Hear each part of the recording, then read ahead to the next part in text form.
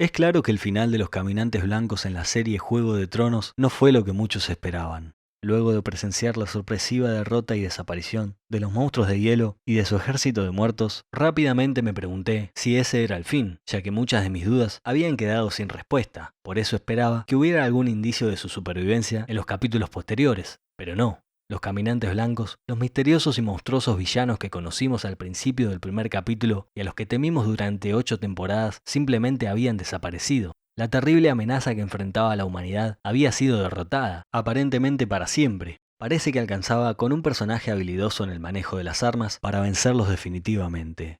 Creo que este pobre final fue lo que llevó a que se cancelara Blood Moon o Luna de Sangre, una precuela centrada en la larga noche. La era en la que humanos y caminantes blancos se enfrentaron por primera vez miles de años antes de los sucesos de Juego de Tronos. En la actualidad, se está hablando mucho de una secuela centrada alrededor de Jon Snow y su vida más allá del muro. Quizás allí volvamos a ver a los caminantes blancos, y no sería raro, ya que en los libros de Canción de Hielo y Fuego y en algunas opiniones de su autor, George R. Martin, hay pistas que indican que se puede decir muchísimo más sobre esos misteriosos seres. Teniendo eso en cuenta, en la primera parte de este video intentaré mostrar por qué el final de la serie no es el que George tiene planeado para los libros. En la segunda parte, especularé sobre cuál podría ser su verdadero final. El final de los caminantes blancos en Game of Thrones no solo fue aburrido y decepcionante, también contradice algunas ideas de George sobre la literatura fantástica. Para él, esta se caracterizó por reproducir el modelo de Tolkien, el escritor del Señor de los Anillos, con su concepto del Señor Oscuro, de los buenos luchando contra los malos, del bien contra el mal. Pero George no cree que las cosas sean tan simples y dice que la vasta mayoría de las guerras de la historia no son así. George entiende que en los conflictos reales no suele enfrentarse un bando bueno contra uno malo, sino que en un mismo bando pueden coexistir el bien y el mal. Y para él, incluso una fantasía que tiene dragones debería reflejar la verdad. Por eso, se esfuerza por crear guerras moralmente complejas protagonizadas por personajes grises, ni del todo buenos ni del todo malos, sino reales, capaces de ser cobardes y valientes al mismo tiempo, de hacer el mal y también el bien. En la serie, los caminantes blancos y su ejército de muertos nunca dejaron de parecerse a esos señores oscuros que pueblan la literatura fantástica de la que George quiere diferenciarse. No revelaron otro objetivo que el de destruir a la humanidad, que por su parte solo defendía su supervivencia. La larga noche de la serie se pareció mucho a una guerra del mal contra el bien, de la oscuridad contra la luz. Es cierto que la impresión que se nos da sobre los caminantes blancos en los libros, a donde los conocemos como los otros, es similar a la que nos dejó la serie. Efectivamente, por el momento, parecen criaturas temibles y malignas, pero conociendo las opiniones de George, no sería tan extraño que en algún momento esa impresión cambie. Quizás en los libros, los otros revelen motivaciones un poco más complejas que destruir a la humanidad porque sí o porque han sido programados para ello. Algunas teorías afirman que marchan al sur para defender su propia supervivencia o para hacer cumplir un acuerdo que habría dado fin a la primera larga noche y que la humanidad habría olvidado honrar. Algunos creen que los otros están guiados por sus propias profecías y que buscan a su propio príncipe prometido. En resumen, los otros podrían ser algo más complejo e interesante de lo que fueron en la serie. No digo que pasarán a ser los buenos de la historia, pero creo que podremos verlos no solo como demonios malvados, sino como personajes grises, guiados por motivos y argumentos que quizás hasta lleguemos a comprender. Creo que este enfoque coincide más con las opiniones de George. Otro problema con el final de la serie es que los otros fueron derrotados y simplemente desaparecieron. George ha criticado este tipo de resoluciones. Refiriéndose al Señor de los Anillos, se pregunta qué sucedió con los orcos que componían el ejército del mal luego de que los buenos derrotaran a los malos. Así lo expresó Jorge. Hacia el final de la guerra, Sauron ha muerto, pero todos los orcos no, están en las montañas. Aragorn llevó a cabo una política de genocidio sistemático y los exterminó, incluso a los pequeños bebés orco, en sus pequeñas cunas de orco. Con estas preguntas, George está planteando el problema material y moral de qué hacer con los enemigos derrotados, de las dificultades y de las consecuencias que siguen a los desenlaces de los conflictos y las guerras. Problemas estos que los bandos victoriosos han tenido que enfrentar en casi todas las guerras de la historia real. Si los otros son derrotados y se desvanecen sin más, como en la serie, George no podría explorar estas cuestiones. Por eso creo que en los libros, la humanidad tendrá que enfrentar consecuencias materiales y morales de la resolución del conflicto con los caminantes blancos. Entonces, ¿cómo se resolverá el conflicto? ¿Y qué problemas y consecuencias deberá enfrentar la humanidad en Canción de Hielo y Fuego? Para encontrar pistas, abandonaremos el frío de los otros por un momento y nos acercaremos al calor de los desiertos de Dorne y de los fuegos de los dragones de los Targaryen. Durante la conquista de Aegon, Rhaenys Targaryen, hermana del conquistador, voló a Dorne e instó a la vieja princesa Meria Martell a someterse e integrarse a los 7 reinos. La princesa se negó y por eso, años más tarde, los Targaryen regresaron a Dorne con fuego y sangre, quemando varios castillos y ocupando otros tantos. Pero cuando los dragones partían, los dornienses emergían de sus escondites para asesinar a los representantes de los Targaryen. Esta primera guerra dorniense se extendió por casi 10 años, se cobró la vida de Rhaenys y de su dragón Meraxes y puso en peligro la seguridad de toda la familia Targaryen. 150 años más tarde, el rey Daemon I lo volvió a intentar y conquistó Dorne por la fuerza, pero nuevamente los invasores fueron repelidos sanguinariamente por los dornienses. El mismo rey perdería la vida en esta guerra.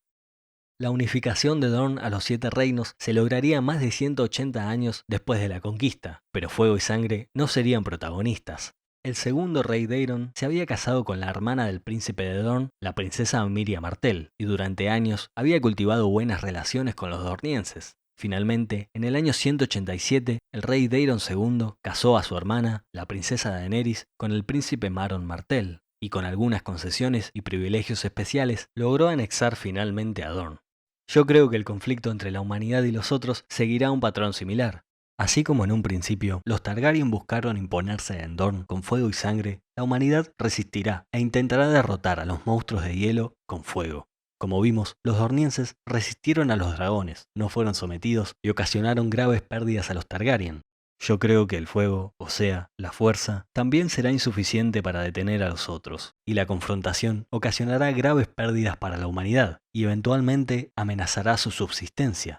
Esto obligará a considerar, como el rey Daemon II con Dorne, una conciliación, un pacto que pondrá fin al enfrentamiento entre el hielo y el fuego. Para nombrar esta saga, George se inspiró en el poema Fuego y Hielo, de Robert Frost. Ese autor afirma que el mundo puede terminar a causa del fuego y también a causa del hielo. Creo que George estará planteando su solución a ese problema en el final de la saga. Solo un equilibrio entre el hielo y el fuego, es decir, un acuerdo entre los otros y la humanidad, podrá evitar la destrucción. Pero, ¿es posible alcanzar un entendimiento con los otros? Existen evidencias de que los otros son capaces de establecer ciertos acuerdos con humanos, por más crueles que sean los términos. Craster, el salvaje, les ofrecía a sus hijos varones a cambio de seguridad, y existe una teoría que afirma que esta práctica se remonta a tiempos muy lejanos. Un insulto muy utilizado por la gente de Westeros podría ser evidencia de ello, que los otros te lleven. Además, si bien en Westeros creen que el muro fue erigido para proteger a la humanidad de los otros, parecería que tampoco pueden cruzarlo los dragones. Esto podría indicar una antigua tregua entre el hielo y el fuego. Yo creo que el mismo nombre de otros podría indicar que más allá de las diferencias, no sería imposible encontrar un terreno común con ellos. También está la historia del 13º comandante de la Guardia de la Noche, un posible Stark que se habría enamorado de una mujer a la que se describe con rasgos similares a los otros. Una mujer fue su perdición, una mujer avistada desde la cima del muro, con piel blanca como la luna y ojos como estrellas azules. La persiguió, la atrapó y la amó, aunque su piel era fría como el hielo, y cuando le dio su semilla, le dio su alma también. La llevó al fuerte de la noche y la proclamó reina y asimismo rey, y con extraños conjuros sometió a sus hermanos juramentados a su voluntad. Por 13 años gobernaron, el rey de la noche y su reina cadáver, hasta que finalmente un Stark de Winterfell y Jorah Mormont de los salvajes se unieron para liberar a la guardia de su esclavitud.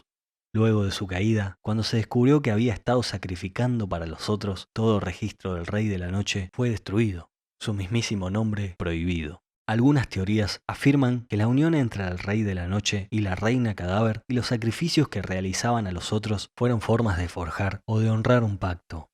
Quizás la función original y olvidada de la Guardia de la Noche no era combatir a los otros, sino velar por el cumplimiento de aquel pacto. Quizás este acuerdo con los otros fue forjado por los Stark, y siempre debe haber un Stark en Winterfell para mantenerlo vigente. Algunos creen que los Stark descienden de aquel 13º comandante y de aquella mujer de los otros. De ser así, por descender también de los Targaryen y los dragones, Jon Snow sería candidato a ser quien equilibre al hielo y al fuego. En la última escena de la serie vimos a Jon marchar junto a los salvajes hacia el norte, más allá del muro.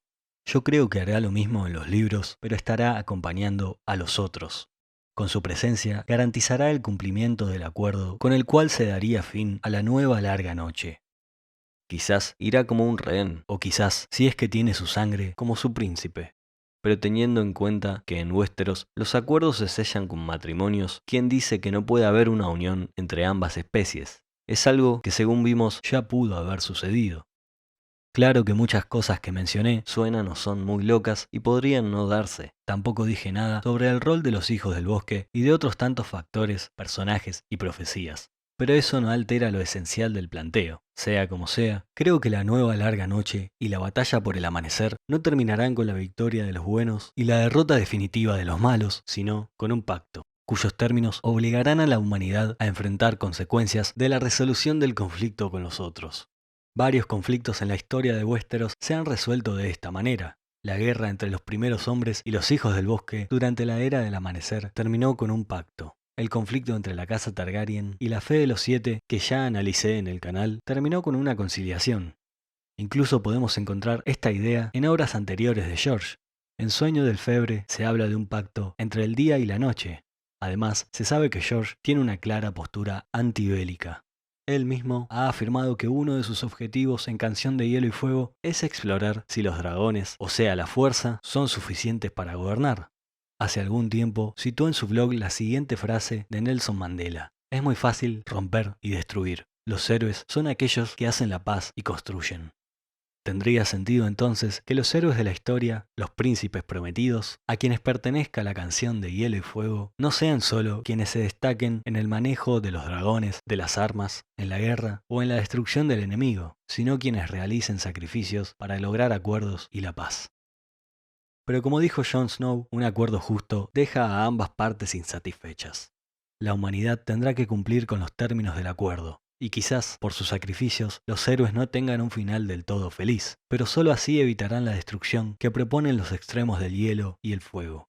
Un final así tendría el tono agridulce que George ha adelantado que tendrán los libros. Un final con una sensación real de pérdida que este gran escritor encuentra muy poderosa y conmovedora. Pero de nuevo, son solo especulaciones. Cabe aclarar que muchas de las ideas y teorías que mencioné circulan en internet hace años. Mi objetivo en este video fue darlas a conocer y aportar aún más argumentos para respaldarlas. Gracias por llegar hasta acá. Si te gustó este video, te invito a darle me gusta y a suscribirte a este canal. También te invito a dejar tus propias teorías sobre los otros y sobre el final de la Canción de Hielo y Fuego en los comentarios.